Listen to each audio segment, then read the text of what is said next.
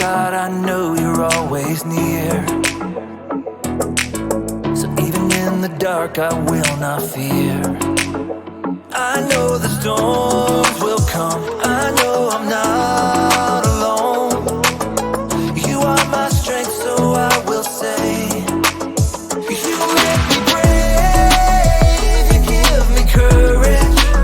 I won't be afraid, I won't even worry, 'cause you've got the whole world in your hands. You fight for me, you help me stand. You make me brave, you give me courage.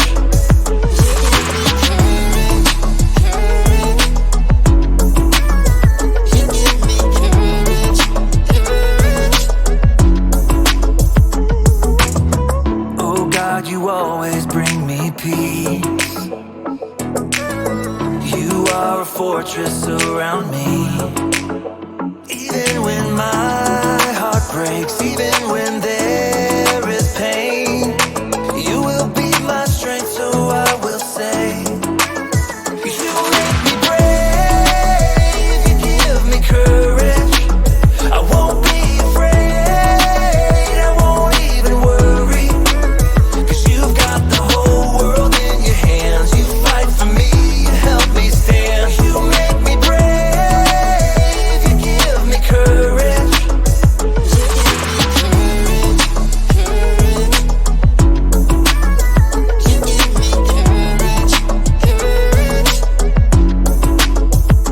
I can do all things through Jesus, my Savior, who gives me strength every day, strength and courage.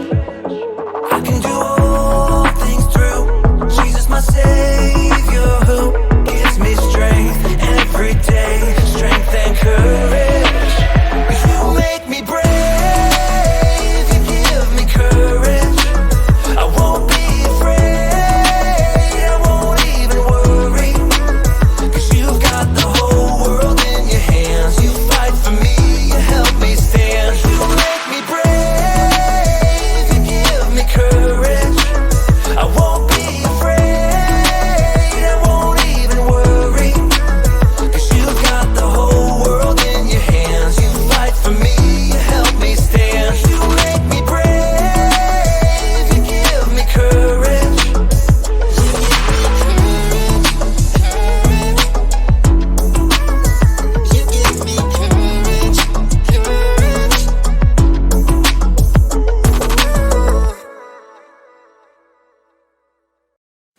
Welcome to Story Lab. This week, we're talking about courage, while we take a look at the story of a kid who landed a giant job. Oh, and we're also going to be doing this.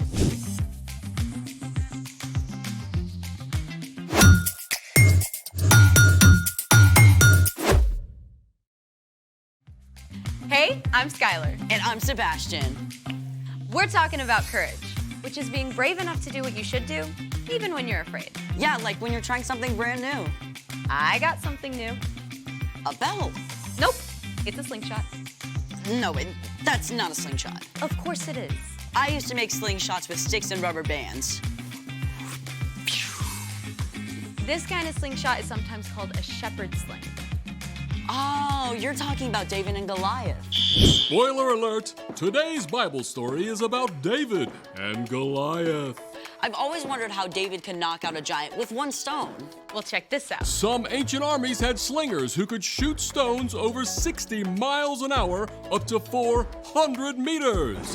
They were sometimes faster and more deadly than arrows. I'm sorry, I misjudged you, slingshot bow. Don't feel bad. Don't feel bad. Oh, and get this. Sometimes the slingers would write insults on their stones before shooting them. Archaeologists have dug up stones that read, "Take this, victory, catch," oh, and wait for it, ouch. Oh, for reals? I did not make that up. So how does this thing work? This is the cradle, and these are the retention cords. The sling acts as an extension of your arm. And when you place a stone in and spin it, the sling multiplies the force of your throw. We gotta try this out. Let's do it! Okay, you see that target? Yeah. Can you see through the guard? I can see. Okay, one of us is gonna hit that target. None of us are leaving here until one of us hits that target. We're gonna be here for a while. I'm gonna hit it. She's not gonna hit it. Okay, don't try this at home. We're in a professional story lab. True. Okay, first, you're gonna take your index finger and you're gonna put it through the loop. Okay, I got it. Got it? Okay. Then you're gonna grab onto this retention cord. Okay. Make sure you hold on tight. Then you're gonna place your stone in, and then you're gonna swing with a bunch of momentum from an underhand arc. All right. Once enough momentum is built, you're gonna release the retention cord. All right. Okay, ready? Hey, that was pretty close. Hey, let me go. You go first. You go first. Okay. I'm gonna try the figure eight. Or not.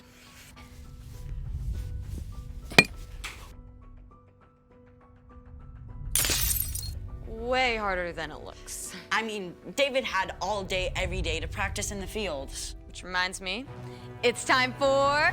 The story before the story. Today, we're in the 9th book of the Old Testament, 1 Samuel. God promised to bless the whole world through Abraham's family, the Israelites.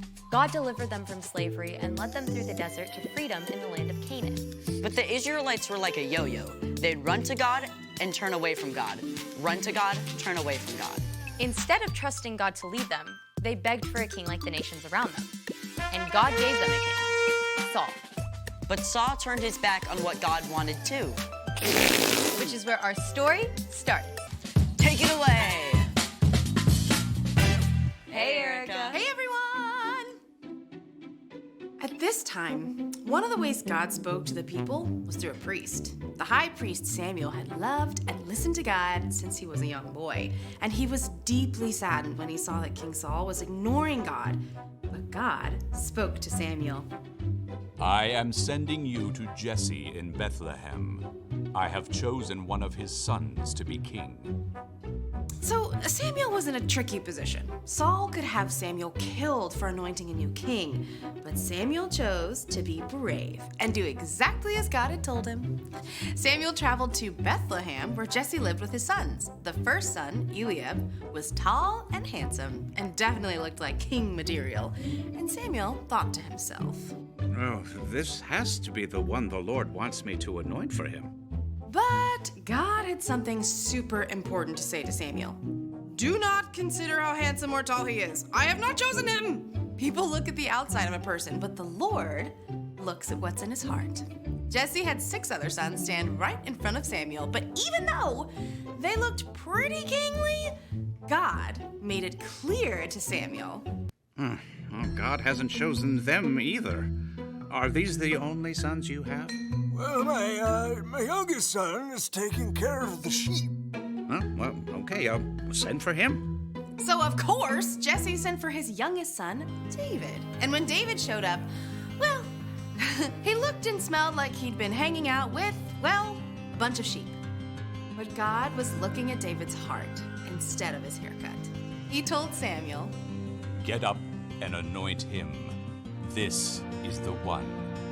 So Samuel poured oil on David's head, a special sign that God had chosen him to be the next king of Israel. Okay, now, just to be clear, David was not king yet. In fact, Saul didn't even know there was a new king waiting in the wings. He was busy leading the nation, and later trying to fight off a Philistine invasion. And the Philistines had a secret weapon, a warrior more than 9 feet tall, named Goliath. Choose one of your men. Have him come face me to decide this war. I dare you. Obviously, the Israelites were terrified! For 40 days in a row, they cowered behind the battle line as Goliath repeated his dare. Now, David's brothers were part of Saul's army.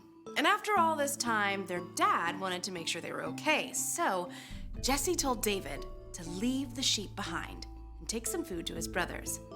David arrived just in time to hear Goliath's challenge.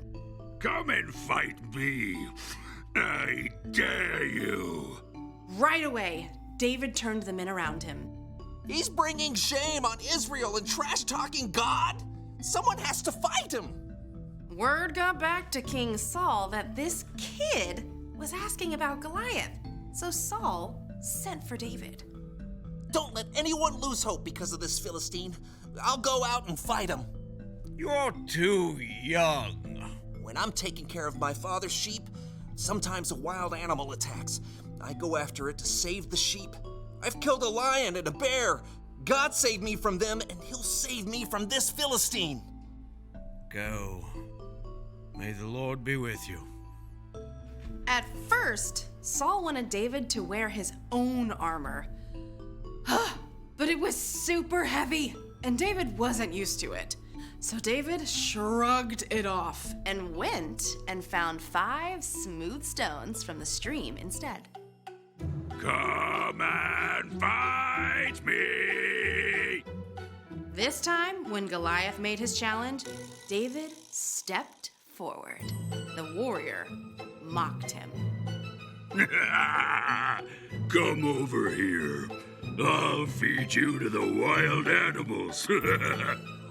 You come against me with a sword, but I come against you in the name of the Lord. He'll give me victory over you. As Goliath moved to attack, David raced forward. He took one of those stones, fit it in his sling, and spun it with all his might. The stone sliced through the air and hit Goliath squarely on the head. Ow. The giant swayed and fell to the ground, dead. When the Philistines saw their hero was dead, they panicked and ran. The Israelites chased them until their whole army scattered. And Saul was so impressed with David, he invited him to come and live at the palace. The end. That story gives me the chills, no matter how many times I hear it. I mean, how did David have the guts to do that? Well, David had gotten in the habit of talking to God every day and asking for God's help to protect the sheep. So when he came up against something that seemed impossible, He had practice. He was ready. so what's our part in this story? Now, I don't think any of us will meet a 9-foot-tall giant soon, but you probably are going to face something that feels big and impossible. Maybe someone you know is sick. You're super nervous about visiting them, but you can encourage them and show them God's love, even when things feel dark.